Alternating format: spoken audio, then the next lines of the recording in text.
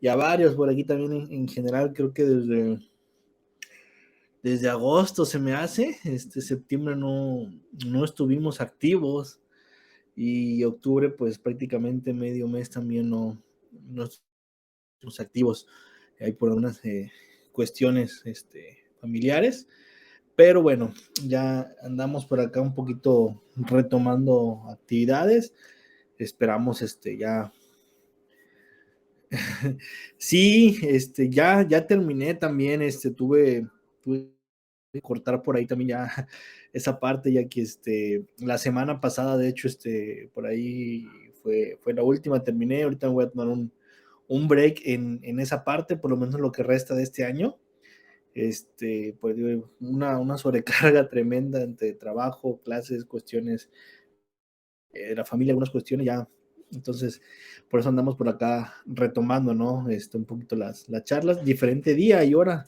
Si estábamos los viernes a las 2, si no me recuerdo, y en sus inicios los martes a la 1. Este es nuestro tercer horario, ya prácticamente tercer horario, pero ya esperamos que sea el definitivo, ¿no? Ya por acá. Pero sí, ya dejamos de hacer una de las cosas que nos gustaba mucho o que disfrutábamos mucho por ahí, como el dar clases, pero retomamos otra que también nos gusta mucho, que es acá estar en las charlas de la barra. ¿Qué tal, Alma? ¿Cómo estás también? Y por acá también están José, Adrián, Aida, Esther, Félix, Hermelinda, José Antonio, ¿cómo estás? Lilia, Malerva también, Malerva, ¿cómo te va? Y Maricruz, algunos nombres todavía los recuerdo y los ubico, ¿no? Malerva, te los ubico por ahí. Bien, pues listo, esperamos que ahí se vayan uniendo poco a poco más. Y pues ya empecemos las charlas también del día de hoy en general de la barra.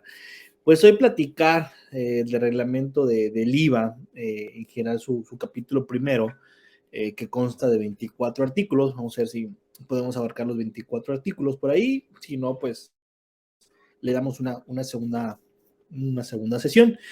Realmente, pues sabemos mucho, a veces nos enfocamos mucho en la ley, ¿no? No más del IVA en general, ¿no? Oye, la ley, ISR, IVA o el famoso código también, y a veces dejamos de un lado un poquito el reglamento, ¿no? Ya no digamos lo demás que viene, ¿no? Preguntas frecuentes, reglas misceláneas, tweets, publicaciones, decretos, etcétera. Pero el reglamento es algo de lo que en lo personal me gusta mucho a veces leer o estudiar, porque trae información, por llamarlo de algún modo, también muy importante. Hay cosas que nos dice la ley y a veces nos salen dudas. Oye, ¿y qué hay de esto? ¿Qué hay del otro? Y pues resulta que la respuesta está en el reglamento. No la vamos a encontrar en la ley. La respuesta la vamos a encontrar en el reglamento. Por ejemplo, ¿qué se considera casa, habitación amoblada para efectos del IVA, del arrendamiento? Algunas cuestiones se me van así de pronto. Las retenciones, por ejemplo, vamos a ver el porcentaje de retención del IVA, también lo encontramos en el reglamento. Solamente había uno que estaba en la ley, ese que no duró mucho, el del 6% de los servicios, que si recordaban, pues se lo aplicábamos a todo, ¿no? Como no sabían si el servicio ya o no. Es como ahorita el REPSE, ¿no? Pídele REPSE a todos, ¿no? Más vale tenerlo y no necesitarlo a necesitarlo y no tenerlo, ¿no? Por ahí esa parte, esa cuestión. Pero bueno, ya retomando por acá. Pues vamos a comenzar. Vamos por acá. Vamos a cerrar una ventanita para que no esté sonando. Listo, vamos por acá a empezar. Y bueno, el artículo primero del reglamento, pues solamente nos da la definición, nos habla de términos, que nos dice que pues para efecto de este reglamento se entiende cuando diga ley, pues a la ley del impuesto al valor agregado. Cuando nos diga impuesto, pues que está hablando del IVA, el impuesto al valor agregado. Que cuando nos diga por acá actos o actividades por los que debe pagar el impuesto, nos habla de aquellos a los que le aplique la tasa del 16 o la tasa cero. Ya sabemos por ahí también que la cero surte los mismos efectos fiscales que una tasa del 16, de acuerdo al último párrafo del 2A. Y bueno, que las disposiciones que establece la ley en materia de acreditamiento, el artículo cuarto y el quinto con todos sus incisos, ¿no? Quinto A, quinto B, etcétera. Prácticamente solamente nos da definiciones tal cual como lo llama el primer artículo del reglamento. Creo que me fui. Ok. El segundo está derogado, por eso no viene ahí. O sea, se saltó del primero al tercero, no, el segundo está derogado. En el tercero nos habla de la determinación de la retención del impuesto. Y este es de los que sí siempre recalco a veces mucho, sobre todo cuando a veces vamos empezando en el mundo fiscal, porque si bien es cierto, en la ley, en el 1A, me dice, oye, vas a retener IVA cuando se dé los siguientes escenarios, ¿no? Y nos habla una, por ahí, reglita general, pues cuando lo recibe una persona moral, y sabemos, ¿no?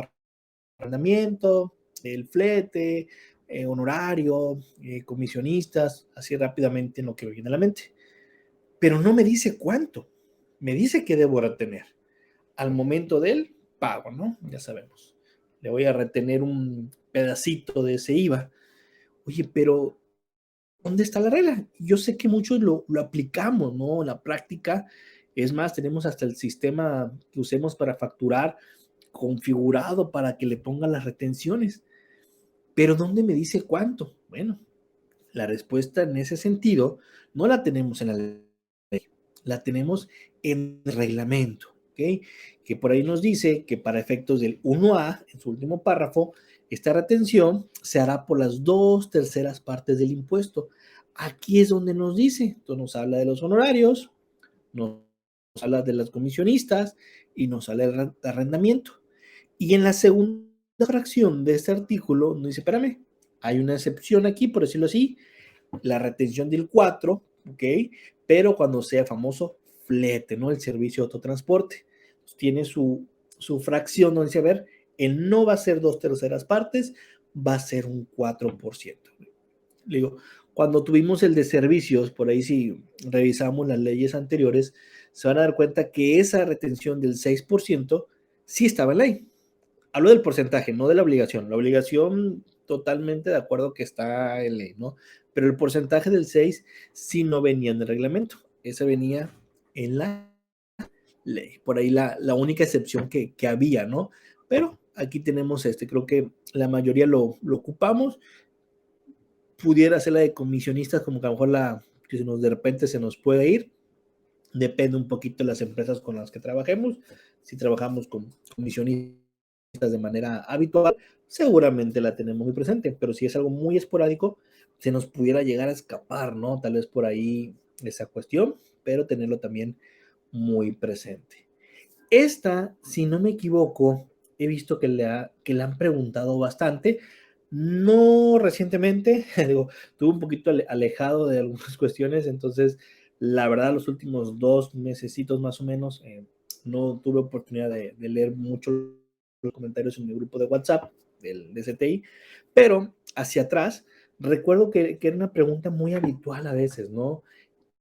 Esta parte, este artículo, sí, vamos a ver qué nos dice de manera muy textual, porque creo que este sí es de los que rescato un poquito más, ¿no?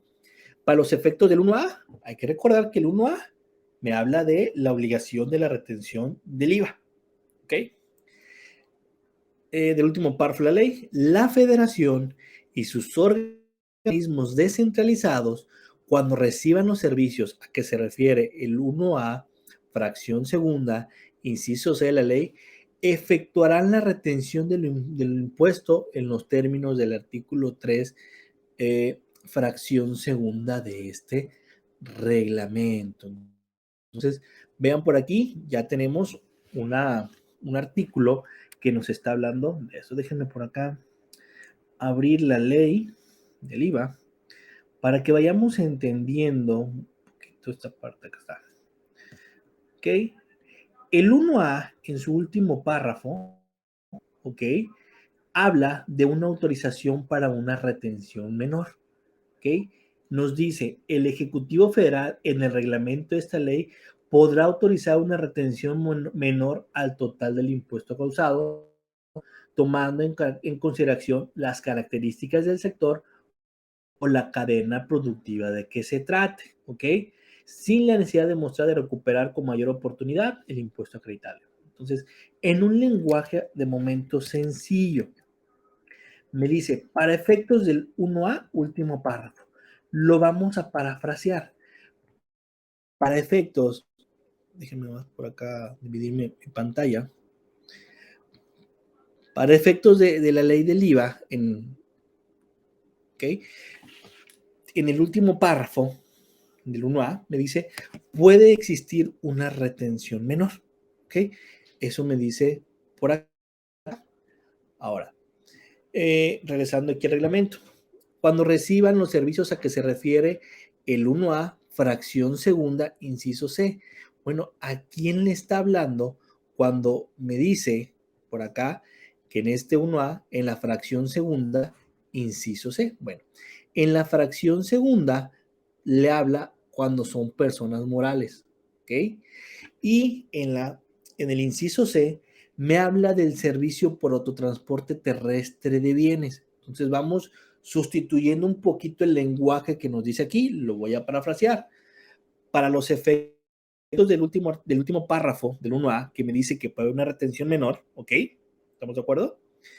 De acuerdo a la fracción segunda, inciso C, ¿ok? De acuerdo, me está hablando de cuando la persona moral recibe el servicio de transporte terrestre, ya cambiándolo por aquí,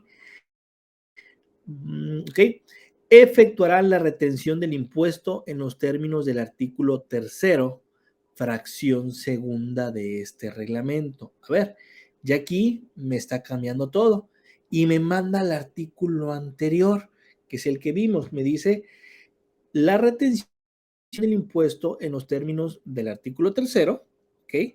Fracción segunda de este reglamento. Pues prácticamente me está diciendo, si lo quieren ver así, me habla de lo mismo. Entonces, un poquito a veces como confuso en esa cuestión.